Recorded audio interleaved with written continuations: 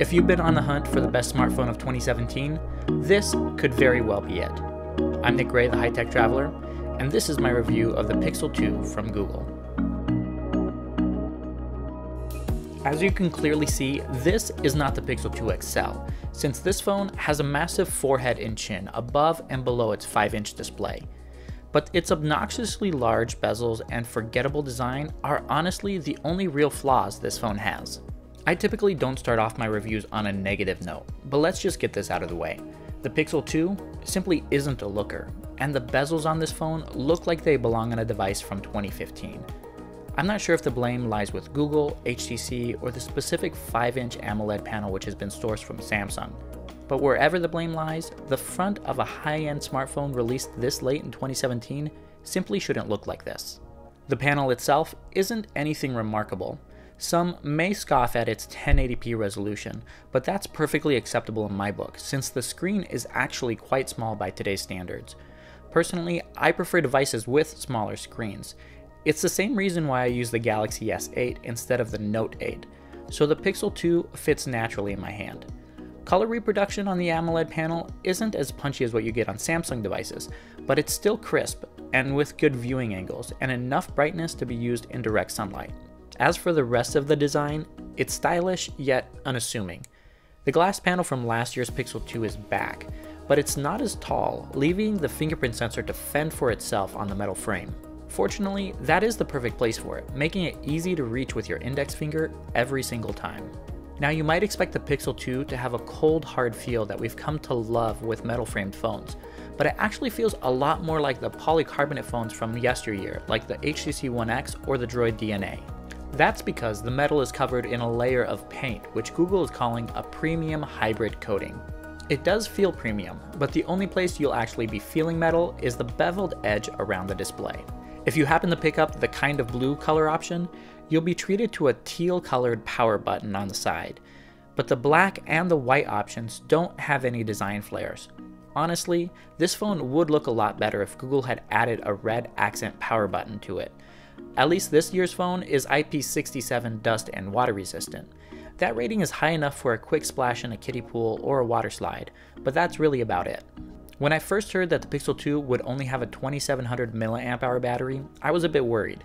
But the combination of Qualcomm's Snapdragon 835, the low-resolution display, and Android Oreo's battery optimizations translate into a device that will run 14 to 16 hours with nearly 5 hours of screen-on time before running out of juice. If you do a lot of gaming, battery life will drop a bit, but I never managed to get less than 12 hours on a single charge, even when playing games for more than 2 to 3 hours in a single day. If you're into mobile gaming or use your phone to watch a lot of video, you'll love the front-facing speakers on this phone.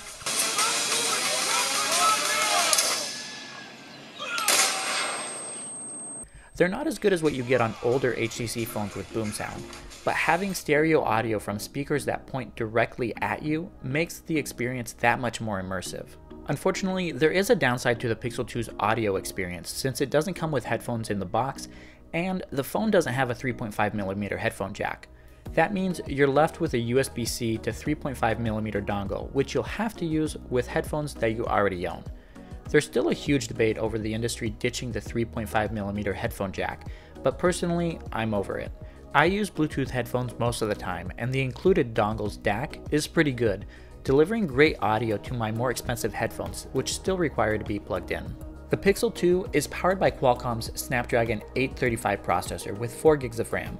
This is pretty much identical to every other major device from this year, so it shouldn't be any surprise that the performance is absolutely phenomenal. It doesn't matter if you're answering emails, browsing the web, or playing your favorite games.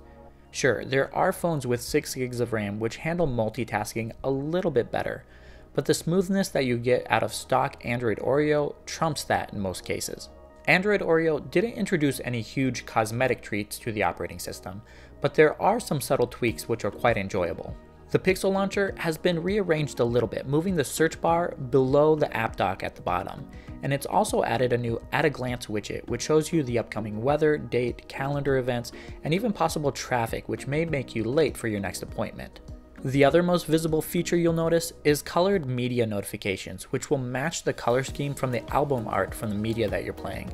It's a bit jarring at first seeing a media notification change color with every single song, but it's a nice added touch. And then there's the new picture-in-picture mode, which allows apps which support it to float video over the home screen or any other app that you're using. It's a great way to keep watching your video while still using your phone for other things. There's also a new Now Playing feature, which will display the title of the music that may be playing around you. The feature actually recognizes the songs on the device itself without sending any data to Google. If you tap the song title, the phone will then open up Google Assistant, which will give you more details about the song and the different ways that you can listen to it or even buy the song itself. As you might imagine, Google is pushing Google Assistant even more than ever, and now you can access it by squeezing the phone rather than saying "OK Google" or just long pressing the home button. It's pretty much what you get on the HTC U11 with EdgeSense without all the customization options. Google is also sprinkling its AI magic into the camera app this year with the new Google Lens feature, which uses artificial intelligence to recognize landmarks, objects, and products and allow you to do searches based on those images. But probably the best part about it is its ability to add contacts to your phone by taking a picture of a business card, open up a web link, or even recognize a QR code. The feature is still in beta, so it doesn't always work, but I'm excited for its potential.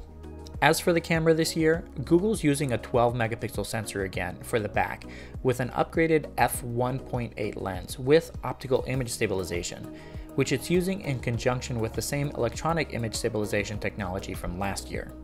The sensor uses dual pixel technology like the Galaxy S8's and the HTC U11's cameras do, but Google is using the dual pixel not only for autofocus but also for capturing depth information.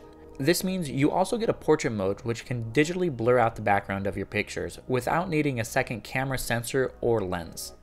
You might think that portrait mode using this method might be worse than what you get on the iPhone 8 Plus or even the Note 8, but the results are actually pretty good. And the cherry on top is that the phone can do the same with the front-facing 8 megapixel camera, thanks to Google's AI learning what should and shouldn't be in focus. Having a built-in portrait mode is neat, but the true test of a camera is how well it performs in everyday situations. Since last year's Pixel was the smartphone to beat when comparing cameras, I really had high hopes for the Pixel 2. Since we've seen some really good smartphone cameras this year, this one's camera hasn't really blown me away, but I will say that it's at least a step or two ahead of the competition. The magic sauce lies in the Auto HDR mode, which surprised us all last year. It doesn't matter if you're shooting directly against the sun, if it's overcast, if the sun has been down for hours, or if you're just trying to take a picture of an uncooperative pet. The phone will get you the shot that you want and deliver a crisp image with vivid colors, the right amount of light, and near perfect white balance almost every time. The fact that Google has also added optical image stabilization means that low light shots turn out better, since the shutter can stay open slightly longer, letting in more light without your handshake ruining the shot. Having OIS also means that the videos that you record are much smoother. I still recommend the DJI Osmo Mobile if you're serious about recording incredibly smooth video with your smartphone, but the results that you get with the Pixel 2 on its own are probably the best that I've ever seen from a smartphone to date. So, the question is, should you buy the Pixel 2? My recommendation is a resounding yes, just as long as you can look past the boring design and the large bezels. The larger Pixel 2 XL offers the exact same performance as the Pixel 2, but the higher price gives you a larger 6-inch 18:9 aspect ratio display and better battery life. If you've got your own opinion about the Pixel 2, jump down to the comments and share it with me and everyone else. If you enjoyed this video, I hope you give it a thumbs up, and don't forget to subscribe to the channel if you want to see more videos about the Pixel 2 and other smartphones I've got in the works. Thank you so much for watching, and I'll catch you in the next one.